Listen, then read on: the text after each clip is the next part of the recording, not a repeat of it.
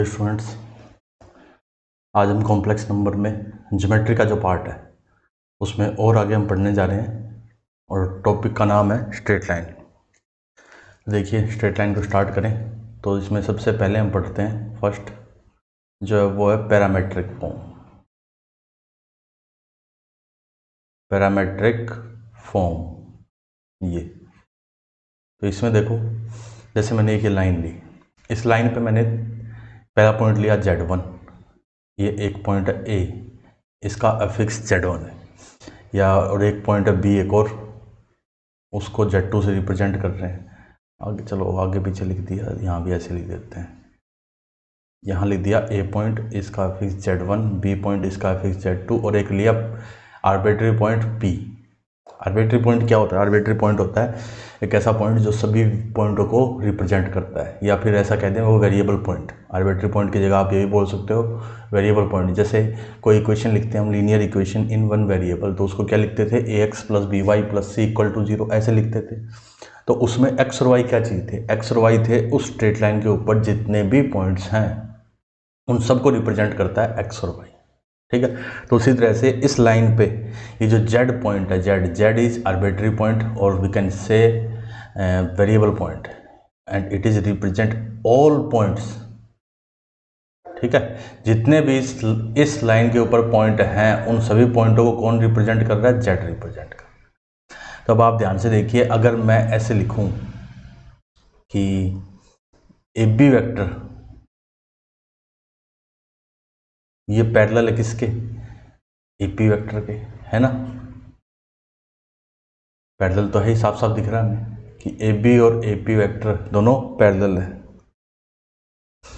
तो जब भी दो वेक्टर पैरेलल होते हैं, देखो अगर A vector parallel B vector ऐसे, तो हम उसको ऐसे लिख सकते हैं A = λB। ये थोड़ा सा वेक्टर की चीज़ है। अब आप कहोगे कि सर ऐसे कैसे लिख सकते हैं, तो उसके बारे में भी देखो डिस्कस करें। मैं जैसे मैंने कहा AB ये तो इतना है, AB तो इतनी लेंथ है, यानी इतना वेक्टर है ये, और AB लिखा मैंने तो A से लेके B की डायरेक्शन है। जैसे इसको मैं मिटाऊँ, मैंने अगर AB लिखा है तो AB का मतलब A से लेके B तक, यहाँ तक की ये direction, it is AB। AP का मतलब A से लेके B तक और ये डायरेक्शन, ठीक है, ये मतलब। अब दोनों है तो ये पैरेलल ही, एक ही लाइन पे तो पैरेलल तो है ही, कोई भी लाइन खुद के तो पैरेलल हमेशा होती है। तो अब देखो, इसमें मैग्नीट्यूड में डिफरेंस है, डायरेक्शन दोनों की सेम है। तो अगर मैग्नीट्यूड, जैसे इसका सपोज 2 मैग्नीट्यूड है तो इसका 4 है, मैंने जस्ट फॉर एग्जांपल की बात करी। तो अगर मैं इसी को 2 से मल्टीप्लाई कर दूं तो ये भी यहाँ से लेके यहाँ तक हो जाएगा, और वो 2 क्या है? वो 2 हो गया हमारा लैम्डा, ठीक है। तो इसका मतलब जब भी कोई दो वेक्टर पैरेलल हैं तो उनको हम ऐसे लिख सकते हैं R vector, sorry A vector = λB vector. तो यहाँ पर भी मैंने ऐसे ही लिखा है, इसको ऐसे लिख दिया AP वेक्टर = λAB वेक्टर, ठीक है। और AP को मैंने लिख दिया A से लेके P तक Z - Z1 वेक्टर = λ, फिर Z2 - Z1 वेक्टर, ऐसे लिख दिया।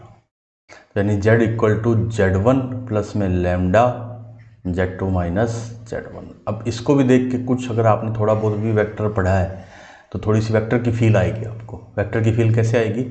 याद करो, वेक्टर में पढ़ा था कि एक पॉइंट है, इसका पोजीशन वेक्टर A वेक्टर, एक पॉइंट B जिसका पोजीशन वेक्टर B वेक्टर। तो इन दोनों को ज्वाइन करने वाली जो लाइन है, ये जो लाइन, इसकी इक्वेशन क्या थी? इसकी इक्वेशन ये थी A प्लस में लैम्डा B माइनस A। कुछ ये वेक्टर जैसा ही है कि R vector = A plus lambda B minus A, यानी दो वेक्टरों से पास होने वाली जो लाइन होती है बिल्कुल इसी टाइप से लिखी जाती है वो भी। तो ये तो ये हमारी फर्स्ट पैरामेट्रिक फॉर्म। अब सेकंड पे चलते हैं। सेकंड है non parametric form. Non parametric form.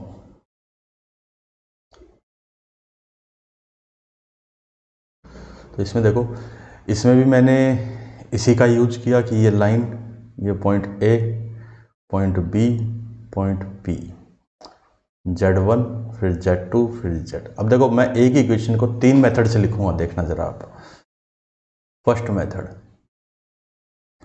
कि area of triangle ABP equal to 0, यानी 3 पॉइंट अगर एक ही लाइन पे हैं जिसमें P कौन सा है, P वेरिएबल पॉइंट है, आर्बिट्री पॉइंट। तो अगर 3 पॉइंट एक ही लाइन पर लाई कर रहे हैं तो इसका मतलब उन तीनों से जो ट्रायंगल बनेगा उस ट्रायंगल का एरिया क्या होगा, 0 होगा। ट्रायंगल का एरिया प्रीवियस लेक्चर में सीखा है, क्या होता है, पहला पॉइंट Z, दूसरा Z बार फिर 1, फिर सेकंड पॉइंट Z1 इसका कॉन्जुगेट फिर 1, फिर Z2 इसका कॉन्जुगेट फिर 1। ये जो एरिया है इट इज़ इक्वल टू 0। चलिए इसको ओपन करते हैं। ओपन करने के लिए देखिए Z इंटू Z1 बार फिर माइनस में Z2 बार फिर माइनस में Z bar equal to Z1 minus Z2 फिर प्लस 1 तो Z1 Z2 बार फिर माइनस में Z2 Z1 bar equal to 0। अब इस पूरी इक्वेशन को अगर मैं आयोटा से मल्टीप्लाई करूं, देखिए मल्टीप्लाई बाय आयोटा, तो इधर तो लिख दिया मैंने iota into Z1 bar minus Z2 बार और साथ ही मल्टीप्लाई में Z, फिर माइनस में यहाँ लिखा प्लस फिर minus iota into Z1 minus Z2 into में Z बार फिर प्लस में इसको ऐसे लिख दिया, देखो Z1 Z2 बार फिर माइनस में Z1 इंटू Z2 बार और इस पूरे का कॉन्जुगेट इक्वल टू 0। ये जो है ना, इस इतनी टर्म को अगर मैं A बोल दूं A, तो ये वाली टर्म क्या हो जाएगी, ये वाली टर्म हो गई A बार। ध्यान से देखो आप, तो इक्वेशन को ऐसे लिख दिया कि A बार Z प्लस में A Z बार और प्लस में ये जो नहीं है, देखो किसी भी नंबर, जैसे मैंने इसको W बोल दिया इसको, तो ये क्या है W बार। तो W, एक सेकेंड, आयोटा से जब मल्टीप्लाई करेंगे तो यहाँ भी आयोटा से मल्टीप्लाई आएगा। हाँ, तो W माइनस W बार हो गया, आगे आयोटा। किसी भी नंबर में से उसका अगर कॉन्जुगेट माइनस करें, देखो x plus iota y, x minus iota y, minus किया तो माइनस फिर 2 आयोटा वाई, ठीक है। और इसी को मैंने आयोटा से मल्टीप्लाई कर दिया क्योंकि आगे आयोटा है ना, तो यानी ये पूरा का पूरा जो एक्सप्रेशन आएगा ना, ये क्या आएगा, अब एक रियल नंबर आएगा, ठीक है, इमेजिनरी नहीं है क्योंकि आगे एक आयोटा है। तो फिर इसको मैंने बोल दिया, अब इसको नाम दे दिया मैंने प्लस B इक्वल टू 0। तो ये हो गई हमारे पास इक्वेशन ऑफ स्ट्रेट लाइन, ठीक है। इसी को हम जनरल फॉर्म भी बोलते हैं, इट इज जनरल फॉर्म। ये भी वही, where A equal to A क्या है, minus iota Z1 minus Z2, फिर A बार क्या हो जाएगा, माइनस आयोटा का कॉन्जुगेट तो क्या हो गया आयोटा, Z1 माइनस Z2 का बार तो Z1 बार माइनस Z2 बार। देखो ये मैंने नंबर एज्यूम इस टाइप से किए थे, इसको A किया था ना, इसको A किया, तो ये जो था इधर ये वाला ये अपने आप ही क्या बना था, A बार बना था। ये उम्मीद करता हूँ ये समझ में आ गया होगा आपको। हाँ, एक चीज़ और कि इसमें B क्या है, कि B है ये A बार, ये क्या है, ये कॉम्प्लेक्स नंबर है। A क्या है, कॉम्प्लेक्स नंबर। B जो है, सॉरी A बार जो है ये भी कॉम्प्लेक्स नंबर, यानी इसमें रियल पार्ट भी हो सकता है, इमेजिनरी भी हो सकता है, लेकिन B है आयोटा Z1 Z2 बार minus Z1 bar into Z2, ऐसे लिख दिया। और ये क्या है, ये है रियल नंबर। तो ये चीज़ याद रखनी है हमें, तो ये वाली, क्योंकि ये क्या बता रहा है, ये बता रहा है कि जनरल इक्वेशन है।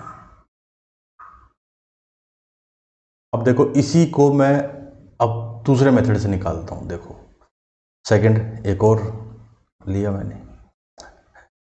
वी नो दैट, अगर आपने स्ट्रेट लाइन की इक्वेशन पढ़ी है कार्टेशियन प्लेन में ये होती है ax plus b y plus c equal to 0। अब इसको अगर हमें लाना है किस में, आर्गेंट में, यानी कह दो कॉम्प्लेक्स प्लेन में। तो जब कभी भी अगर आपको कोई इक्वेशन सिंपल एक्स वाई पता है, आपको उसको कन्वर्ट करना है किस में,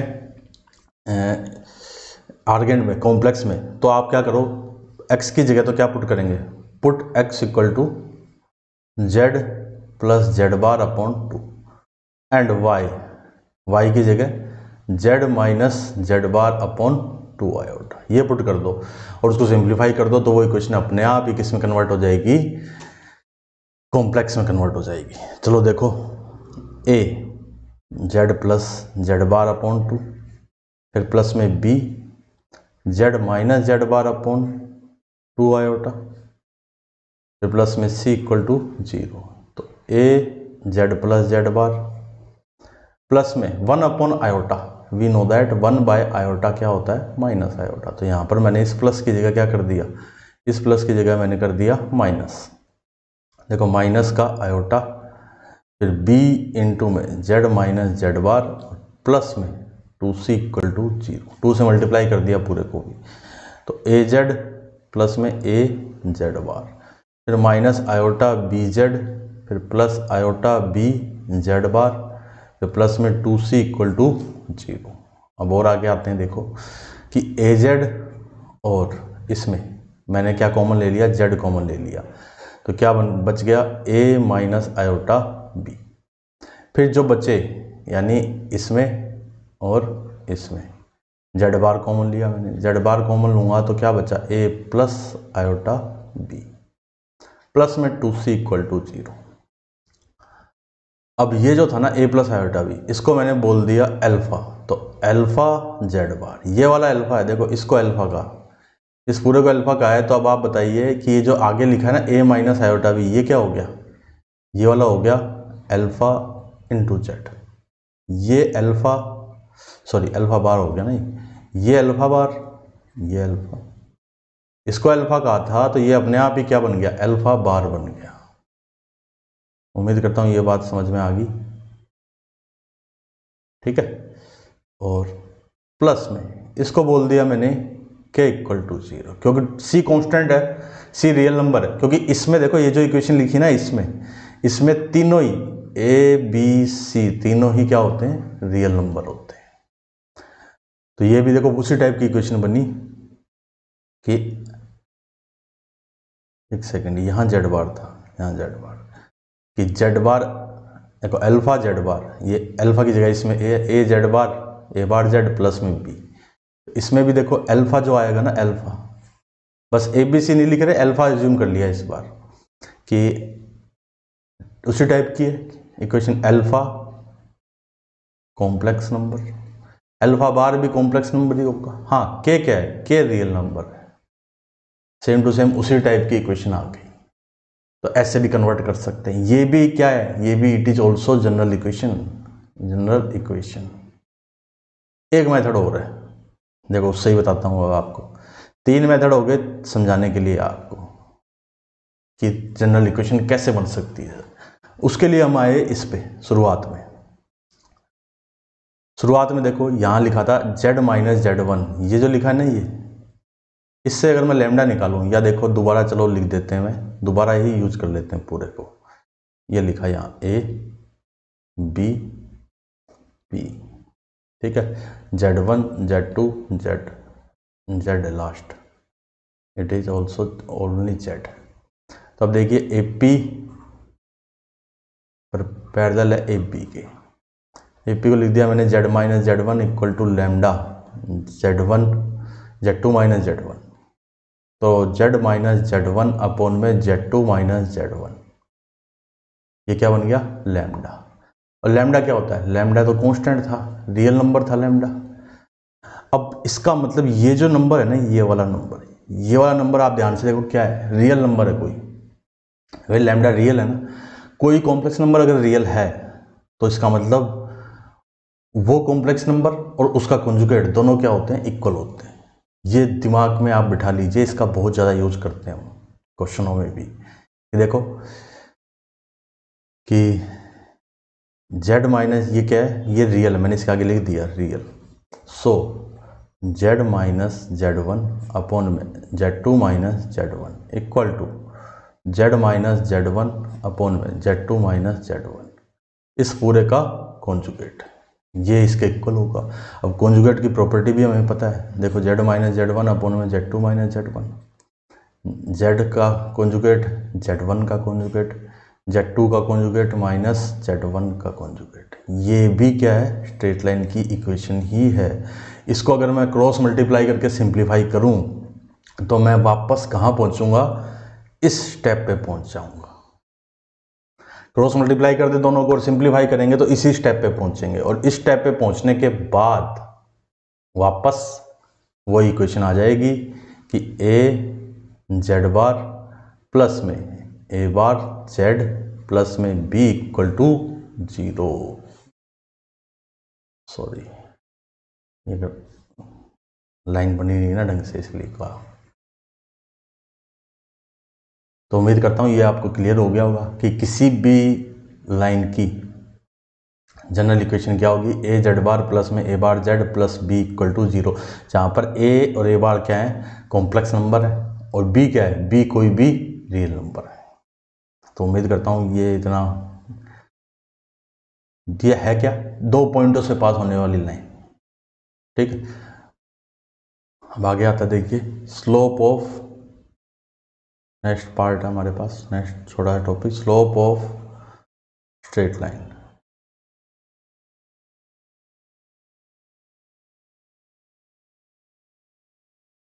अब देखो अभी अभी हमने पढ़ा कि ये जो लाइन थी इस पे एक पॉइंट था z1, एक पॉइंट था z2 और एक पॉइंट था z। तो इक्वेशन ऑफ लाइन ये तो हमने अभी पढ़ रखी है, देखो ऊपर इक्वेशन ऑफ लाइन क्या थी, a z बार प्लस में a बार z प्लस में b इक्वल टू 0। अब देखो पॉइंट z1 जो है, point z1 and z2, z1 and z2 lies on straight line, इस लाइन के ऊपर लाई करते हैं, और अगर कोई पॉइंट किसी लाइन पे लाई करता है तो वो पॉइंट उस लाइन की इक्वेशन को सेटिस्फाई जरूर करेगा। ये तो एक यूनिवर्सल ट्रुथ है जो आप सभी को पता है। तो अब देखो ये z1 अगर इस पे लाई कर रहा है तो मैं इस z की जगह ये रख दिया मैंने, a z1 बार फिर a bar z1 plus b equal to 0। Same z2 put कर दिया तो a z2 bar a bar z2 plus b equal to 0। Equation number 1 and equation number 2 दोनों को सब्ट्रैक्ट कर दिया मैंने, सब्ट्रैक्ट किया तो माइनस माइनस माइनस, ये तो कैंसिल आउट हो गए, a into z1 bar minus z2 bar, फिर प्लस में a bar into z1 minus z2 equal to 0। तो इसको थोड़ा सा और सिंप्लीफाई करूँ मैं तो देखो a z1 bar minus z2 bar equal to minus a bar into z1 minus z2। तो देखिए आप ध्यान से z1 माइनस z2 अपॉन में z1 bar minus z2 bar equal to क्या हो गया, माइनस में a अपॉन में a बार, और यही क्या है, स्लोप ऑफ लाइन। इस और कौन सा स्लोप है, ये कॉम्प्लेक्स स्लोप। देखो slope of line joining z1 and z2 is क्या हो गया, z1 माइनस z2 अपॉन में z1 बार माइनस z2 बार। अगर दो पॉइंटों को ज्वाइन करने वाली लाइन का स्लोप तो ये, लेकिन अगर इक्वेशन लिखी हो हमारे पास, इक्वेशन से स्लोप कैसे आएगा, इक्वेशन से स्लोप ये होगा minus a upon a bar, और ये स्लोप है कौन सा, कॉम्प्लेक्स स्लोप। तो complex slope equal to minus a upon में a बार, ये है किसी भी लाइन का स्लोप फाइंड करना। अब देखो अगर रियल स्लोप निकाल रहा हूं, फॉर रियल स्लोप, अब कॉम्प्लेक्स स्लोप और रियल स्लोप में डिफरेंस क्या आया, कॉम्प्लेक्स स्लोप ऐसे आएगा जैसे 1 plus iota upon 1 minus iota, या फिर 1 अपॉन में 1 माइनस आयोटा, या फिर 1 प्लस आयोटा। तो इसमें मतलब उसमें इमेजिनरी पार्ट जरूर होगा कॉम्प्लेक्स स्लोप में। और रियल स्लोप क्या होता है? रियल स्लोप वो होगा जिसमें आयोटा का तो कोई मतलब ही नहीं होगा, आयोटा होगा ही नहीं। अब रियल स्लोप कैसे निकालते हैं उसके बारे में बात करते हैं। देखो कि A Z bar plus A bar Z plus B equal to 0, ये इक्वेशन थी। इसमें मैंने z की जगह क्या पुट कर दिया? x plus iota y put कर दिया। Put z equal to x plus iota y. तो देखिए a x minus iota y, फिर a bar x plus iota y plus में b इक्वल टू 0। तो ax minus iota a y plus में a bar x plus में iota a bar y plus b equal to 0। यानी हम इसको किस में ले जा रहे हैं? कार्टेशियन में लेके जा रहे हैं। तो देखो अब ax और a बार x, इसमें x कॉमन लिया मैंने तो क्या बचा? a प्लस ए बार। फिर आयोटा वालों में आयोटा y मैंने कॉमन ले लिया, आयोटा y, तो यहाँ तो बचा आयोटा y कॉमन लिया तो माइनस a प्लस में ए बार, फिर प्लस में b इक्वल टू 0। अब यहाँ से अगर मैं स्लोप निकालूं तो स्लोप क्या था कार्टेशियन में? Minus coefficient of x upon में कोफिशिएंट ऑफ y, यही था। तो माइनस x का कोफिशिएंट क्या है? x का कोफिशिएंट तो है a plus A bar, a plus में ए बार। फिर y का कोफिशिएंट क्या है? Iota minus a plus A बार, तो a plus A bar upon में आयोटा a माइनस ए बार। तो a प्लस ए बार तो क्या होता है? किसी भी कॉम्प्लेक्स नंबर के लिए उसको इसी से मल्टीप्लाई करें, सॉरी उसमें उसका कॉन्जुगेट ऐड करें तो क्या आता है? 2 into real part of Z. अगर उसमें से उसका ये माइनस करें तो 2 iota into imaginary part of Z. तो देखिए ये a प्लस ए बार ये तो क्या बन गया? 2 इंटू में रियल पार्ट ऑफ a, और ये क्या बन गया? आयोटा इंटू ये ए बार a माइनस ए बार है, हाँ ये गलत लिखा हुआ है, it is a minus A bar iota, फिर 2 iota into imaginary part of a। 2 से 2 कैंसिल, आयोटा स्क्वायर क्या हो गया? माइनस, तो minus real part of a upon में इमेजिनरी पार्ट ऑफ a। तो ये आ जाएगा हमारे पास कैसा? Real slope. कॉम्प्लेक्स स्लोप था पिछला और ये क्या है? रियल स्लोप है। तो उम्मीद करता हूँ ये चीज़ भी क्लियर हो गई होगी। किसी भी लाइन का स्लोप कैसे निकालेंगे? दो पॉइंटों को ज्वाइन करने वाली लाइन का स्लोप तो ये z1 माइनस z2 अपॉन में, यानी ऊपर तो एक वेक्टर लो आप, न्यूमरेटर में एक वेक्टर लिया z1 माइनस z2, डिनोमिनेटर में क्या कर दिया? उसी का कॉन्जुगेट कर दिया। जैसे ये आपको कहा कि ये देखो ये लाइन है, ये z1 ये z2 का, इसका स्लोप बताओ, तो हमने क्या किया? एक वेक्टर ले लिया ऐसे, z1 माइनस z2 ले लिया, चाहो तो z2 माइनस z1 ले लो, डिवाइड में इसी का कॉन्जुगेट पूरा, तो ये क्या हो गया? स्लोप। तो दो पॉइंटों को ज्वाइन करने वाली लाइन का स्लोप कैसे निकालना है? उस दोनों पॉइंटों को ज्वाइन करने वाला वेक्टर डिवाइड में उसी का ही conjugate. Okay, I hope it is all clear. So now we will move to the next part.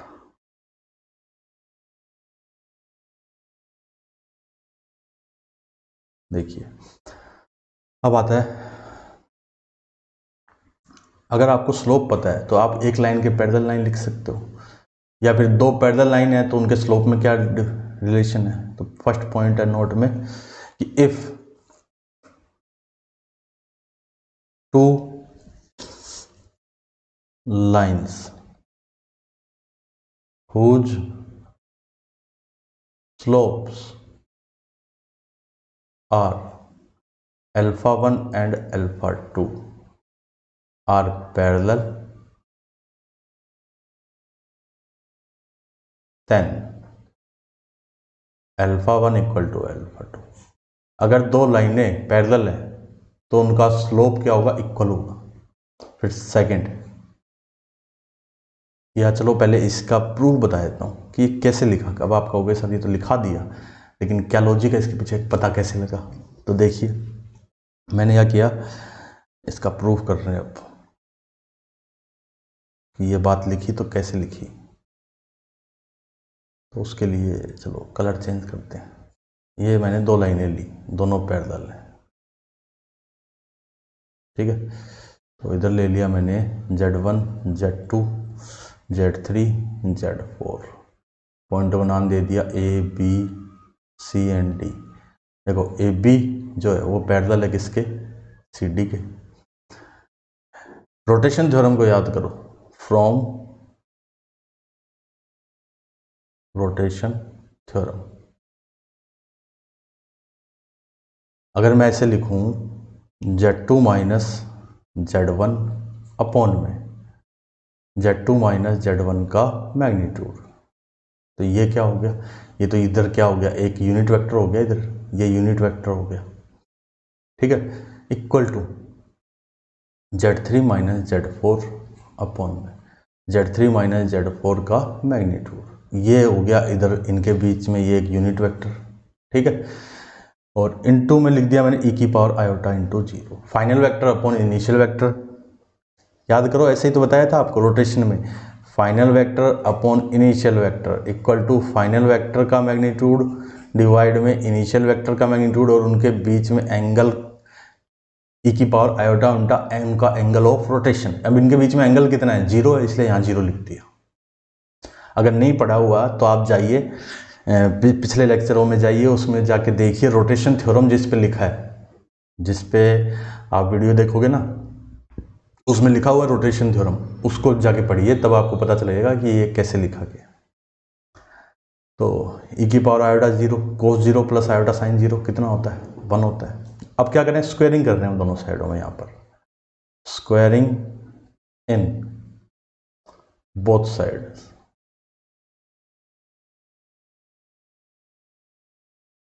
ठीक है। तो इधर तो हो गया Z2 माइनस Z1 का होल स्क्वायर, नीचे Z2 माइनस Z1 के मैग्नीट्यूड का स्क्वायर, इधर Z3 माइनस Z4 का होल स्क्वायर, इधर Z3 माइनस Z4 इसका मैग्नीट्यूड और इसका स्क्वायर। ई की आयोटा 0 1 होता है, तो 1 का स्क्वायर 1 ही रहेगा। ऊपर तो है होल स्क्वायर, देखो Z2 माइनस Z1 का होल स्क्वायर, और ये भी आपको याद होगा कि मॉड ऑफ Z का स्क्वायर इक्वल टू क्या होता है, Z इंटू Z बार। यानी किसी भी नंबर के मैग्नीट्यूड का स्क्वायर, किसी भी कॉम्प्लेक्स नंबर के मैग्नीट्यूड का स्क्वायर किसके इक्वल होगा, वो नंबर इंटू उसका कॉन्जुगेट, ठीक है। तो इसमें देखो नीचे कॉन्जुगेट का जो स्क्वायर लिखा है, इसको आप ऐसे लिख सकते हैं Z2 माइनस Z1 इंटू में Z2 माइनस Z1 का कॉन्जुगेट, पूरे का कॉन्जुगेट।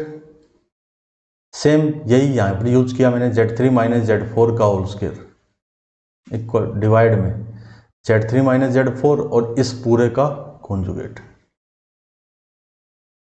एक टर्म इसको कैंसिल कर गई, यहाँ पर भी एक इसको कैंसिल कर गया, ऊपर बचा Z2 माइनस Z1, नीचे Z2 बार माइनस Z1 बार, फिर इधर Z3 माइनस Z4, इधर Z3 बार माइनस Z4 बार। अब जरा सोच के बताओ, ये जो बना ना, ये क्या बना है, ऊपर तो एक वेक्टर है Z2 माइनस Z1, नीचे क्या है, उसी का कॉन्जुगेट। फिर राइट साइड में भी ऊपर एक न्यूमरेटर में एक वेक्टर है Z3 माइनस Z4, डिवाइड में क्या है उसके डिनोमिनेटर में, उसी का कॉन्जुगेट। तो यानी ये जो है ना, ये एक स्लोप है, कौन सी लाइन का, Z1 Z2 को ये ना ये वाला, ये स्लोप है Z1 और Z2 को ज्वाइन करने वाली लाइन का स्लोप। तो यहां मैंने लिखा ये है slope of line joining Z1 and Z2। ये इक्वलेंट है किसके, स्लोप, ये भी इधर भी स्लोप ही लिखा हुआ है, स्लोप ऑफ लाइन ज्वाइनिंग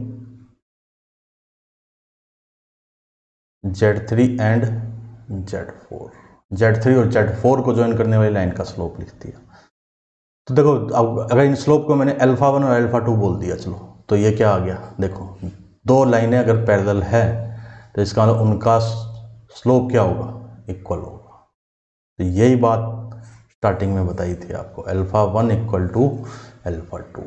देखिए यहाँ जो लिखा ना कि अगर दो लाइनें पैरेलल हैं तो उनका स्लोप क्या होगा, इक्वल होगा।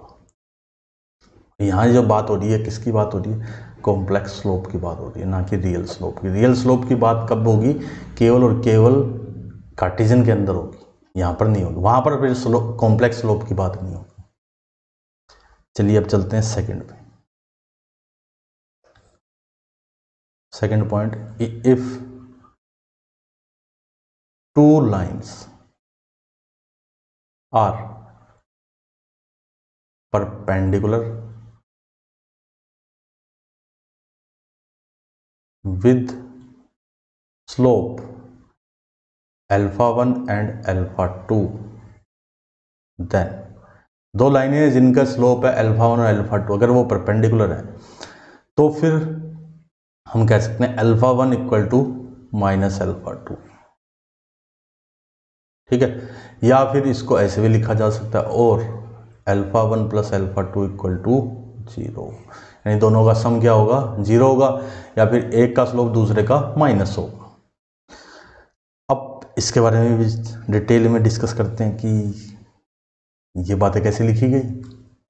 चलिए, इसके बाद भी मैंने दो लाइनें ली। देखो एक लाइन ये ले ली, आजकल लाइनें सीधी नहीं बनती हैं उससे, ये देखिए ये भी नहीं बनी, खैर कोई बात नहीं है। यहाँ ले लिया मैंने Z1 Z2, फिर Z3 Z4। तो अगर मैंने लिखा Z1 माइनस Z2 अपॉन में Z1 माइनस Z2 का मैग्नीट्यूड, यानी इस डायरेक्शन में Z1 Z2 पे एक यूनिट वेक्टर, फिर लिया Z3 माइनस Z4 अपॉन में Z3 minus Z4,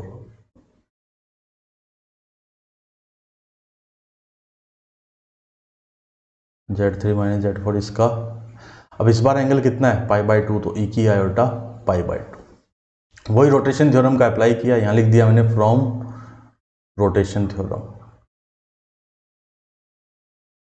rotation theorem. अब देखिए रोटेशन थ्योरम एंड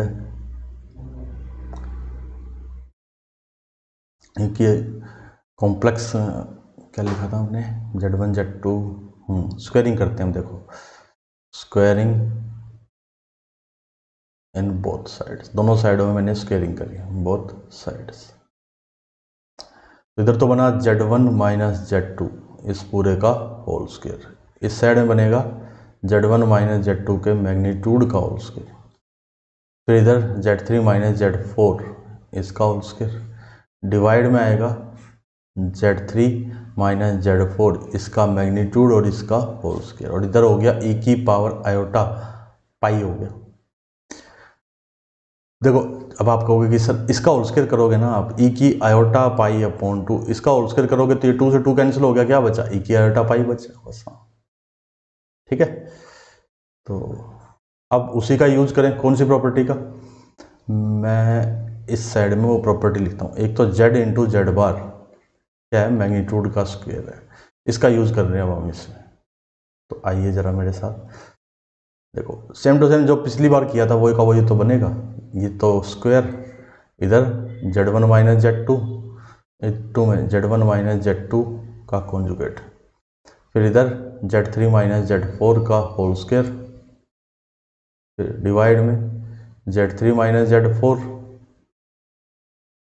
और Z3 माइनस Z4 का कॉन्जुगेट, और इधर हो गया ई के आयोटा पाई क्या होता है, cos pi plus iota sine 0 यानी -1। यहाँ लिख के बता देते हैं cos pi plus iota sine pi, ये कौन है, ये है ई की आयोटा पाई, और ये होता है -1 प्लस आयोटा इंटू 0, यानी ई की आयोटा पाई की वैल्यू कितनी आ गई, ओनली -1 आ गई। इसमें ये वाली टर्म इसको कैंसिल कर गई, ये टर्म इसको कैंसिल आउट कर गई, तो क्या बचा देखिए Z1 माइनस Z2 डिवाइड में Z1 का कॉन्जुगेट माइनस Z2 का कॉन्जुगेट, इधर Z3 माइनस Z4 डिवाइड में Z3 का कॉन्जुगेट माइनस Z4 का कॉन्जुगेट, और इसके आगे एक माइनस भी है। ये हो गया slope of line joining Z1 and Z2 equal to minus slope of line joining Z3 and Z4। ठीक है, यानी अगर मैंने इसको अल्फा 1 कहा तो इधर क्या हो गया माइनस का अल्फा 2। यानी अगर दो लाइनें परपेंडिकुलर हैं तो उनका स्लोप का सम क्या होगा, 0 होगा। या फिर कह दो उनके स्लोप मैग्नीट्यूड में इक्वल होंगे बट साइन में अपोजिट होंगे। फॉर एग्जांपल अगर किसी का स्लोप 1 प्लस आयोटा है तो दूसरी उसके परपेंडिकुलर लाइन का स्लोप क्या होगा, -1 प्लस आयोटा। ठीक है, और अगर कहें कि किसी एक लाइन का स्लोप है आयोटा तो उसके परपेंडिकुलर लाइन कौन सी होगी, उसका स्लोप क्या होगा, उसका स्लोप हो जाएगा माइनस आयोटा। यानी माइनस से मल्टीप्लाई कर दो आप उसको। अब इसी की हेल्प से ये लिखते हैं, स्टार लगा के लिखते हैं ये point, equation of a straight line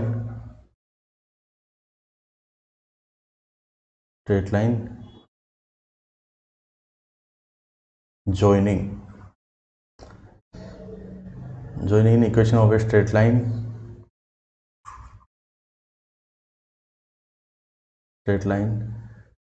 parallel to a z bar plus में a bar z plus b equal to 0 is क्या होगी, इस लाइन के पैरेलल लाइन की इक्वेशन क्या होगी, equation of a straight line parallel to is a z bar plus में a bar z plus lambda equal to 0। यानी इतना पार्ट तो सेम रहेगा, इतना पार्ट क्यों सेम रहेगा, ताकि स्लोप सेम रहे। स्लोप हमने निकाला था ना, क्या निकाला था, देखिए कॉम्प्लेक्स स्लोप यहाँ निकाला हुआ ये रहा, -a/a बार। ठीक है, -a/a बार। तो फिर equation of a straight line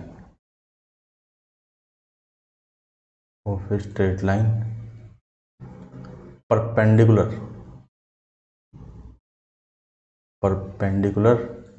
to a z bar plus में a bar z plus b equal to 0 is a bar z minus a z bar plus में iota lambda equal to 0 where lambda belongs to r। यहाँ पर भी जो है lambda belongs to r। इसमें क्या किया, स्लोप बदले, स्लोप चेंज होगा परपेंडिकुलर के लिए, तो इसलिए यहाँ पर क्या किया, माइनस का साइन आएगा एक, और साथ में इस कांस्टेंट की, यहाँ लैम्डा था ना कांस्टेंट, तो यहाँ पर क्या आएगा माइनस आयोटा से मल्टीप्लाई हो जाएगा।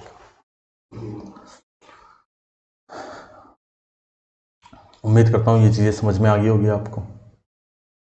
यानी एक पॉइंट लिया मैंने Z1, एक पॉइंट लिया Z, ठीक है, इनको मैंने क्या किया, ज्वाइन कर दिया।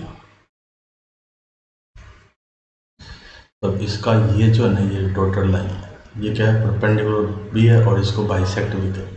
तो इस लाइन की इक्वेशन, तो आप देखो इस लाइन पे मैंने एक आर्बिट्री पॉइंट लिया Z ऐसे, ये डिस्टेंस और ये डिस्टेंस इक्वल होगी, ये पॉइंट है Z। तो देखो Z की Z1 से डिस्टेंस और Z की Z2 से डिस्टेंस, दोनों डिस्टेंस क्या होगी, इक्वल होगी। परपेंडिकुलर बाइसेक्टर का मतलब ये है। तो अब दोनों तरफ स्क्वेयरिंग कर दी हमने, इधर हो गया मैग्नीट्यूड का स्क्वायर, इस साइड भी Z माइनस Z2 उसके मैग्नीट्यूड का स्क्वायर। तो यहाँ से लिखा मैंने Z माइनस Z1 इंटू में Z माइनस Z1 का ये, इधर लिखा Z माइनस Z2 तो इंटू में Z माइनस Z2 का कॉन्जुगेट। ठीक है, अब देखिए जेड माइनस Z1, फिर जेड बार माइनस Z1 बार, सेम इधर जेड माइनस Z2, फिर जेड बार माइनस Z2। देखो इसको अगर मल्टीप्लाई करें, Z bar minus Z into Z1 bar, फिर minus Z1 into Z bar equal to Z bar, फिर minus में जेड इंटू Z2 बार, फिर माइनस में Z2 इंटू जेड बार, फिर माइनस में Z2 इंटू Z2 बार। Z बार आया इसमें Z, फिर Z1 बार आया, Z1 इंटू जेड बार। इसमें एक टर्म हो रहा है यहाँ पर, वो मिस कर दी हमने, कि माइनस में Z1 into Z1 bar equal to, ये वाली टर्म तो इससे कैंसिल होगी, ठीक है। अब जो बचा एक और उसको लिख लिया, minus Z into Z1 bar, minus Z1 into Z bar, फिर माइनस Z1 इंटू Z1 बार, इधर माइनस में जेड इंटू Z2 बार, फिर माइनस में Z2 इंटू जेड बार, फिर माइनस में Z2 इंटू Z2 बार। पूरे को इस साइड में लाएं तो जेड इंटू Z2 बार, प्लस में Z2 इंटू जेड बार, फिर माइनस में प्लस में Z2 इंटू Z2 बार, माइनस में जेड इंटू Z1 बार, प्लस माइनस में Z1 इंटू जेड बार, फिर माइनस में Z1 into Z1 bar equal to 0। तो अब देखो इसमें Z2 बार है और Z कहाँ पर है, Z ये रहा, इन दोनों में से Z कॉमन लिया मैंने तो बचा Z2 बार माइनस Z1 बार। अब जो बचे वो इसमें देखो, इसमें जिसको इससे अंडरलाइन किया है, इसमें और इसमें, इन दोनों में कॉमन लिया तो आया Z बार कॉमन, तो क्या बचा Z2 माइनस Z1। अब जो बच गया उसको लिख दिया, क्या बचा Z2 इंटू Z2 बार, फिर माइनस में Z1 into Z1 bar equal to 0। तो आप ध्यान से देखिए, इसको मैंने Z बार, इसको अगर A का है ये Z2 माइनस Z1, तो ये क्या हो गया A बार Z, और प्लस में ये क्या है Z2 के मैग्नीट्यूड का स्क्वायर माइनस Z1 के मैग्नीट्यूड का स्क्वायर, तो ये बन गया देखो A बार Z प्लस में AZ बार और प्लस में B, क्योंकि ये रियल नंबर ही तो है ये वाली टर्म, इक्वल टू 0। तो ये भी इक्वेशन देखो उसी टाइप की इक्वेशन आई है। ये किसकी इक्वेशन है, ये है किसकी, परपेंडिकुलर बाइसेक्टर की, जहाँ पर A क्या है, A है Z2 माइनस Z1, तो A बार क्या हो गया Z2 माइनस Z1 का कॉन्जुगेट, एंड B क्या है Z2 के मैग्नीट्यूड का स्क्वायर माइनस Z1 के मैग्नीट्यूड का स्क्वायर। ये आ गया हमारा क्या चीज़, इसकी परपेंडिकुलर बाइसेक्टर की इक्वेशन। तो उम्मीद करता हूँ ये चीज़ें समझ में आ गई होगी आपको। तो आज का जो हमारा लेक्चर था वो था स्ट्रेट लाइन पे, स्ट्रेट लाइन की डिफरेंट टाइप की इक्वेशन, उसका स्लोप, एक लाइन के पैरेलल लाइन लिखना, एक लाइन के परपेंडिकुलर लाइन लिखना, उसकी parametric equation, non parametric equations, ठीक है, और परपेंडिकुलर बाइसेक्टर की इक्वेशन। तो आज का लेक्चर तो आज यहीं तक ही। इससे जो नेक्स्ट लेक्चर आएगा उसमें हम पढ़ेंगे सर्कल के बारे में, सर्कल की डिफरेंट टाइप्स की इक्वेशंस, और फिर उससे जो नेक्स्ट पार्ट आएगा उसमें कुछ क्वेश्चन, और फिर जेईई एडवांस के जो प्रीवियस ईयर के क्वेश्चंस हैं, यानी एक पूरा वीडियो मिलेगा जिसमें पूरे 10 सालों के, पिछले 10 सालों के, यानी 2011 से लेके 2020 तक के जो जेईई एडवांस के क्वेश्चन है वो आपको उस वीडियो में सोल्व कराएंगे। तो मिलते हैं नेक्स्ट वीडियो।